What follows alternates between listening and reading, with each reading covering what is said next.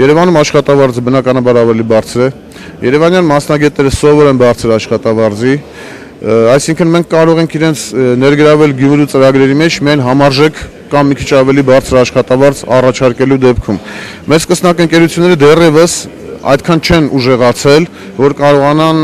ներմուծել մասնագետներ։ Հույս ունենք, որ ինչ-որ ժամանակ հետո այդ process-ը մենք կարողանանք իրականացնել։ Բայց դրա համար ժամանակ է պետք, որ սկսնակ ընկերությունը հզորանա, ուժեղանա,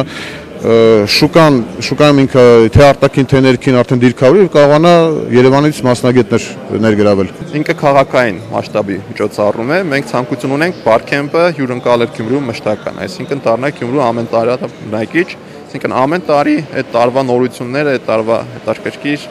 միջոցառումներ, կառույցներ, ծրագրային նորույթներ ներկայացվեն քաղաքին եւ քաղաքը ըստ էության մեկ օր կամ երկու օր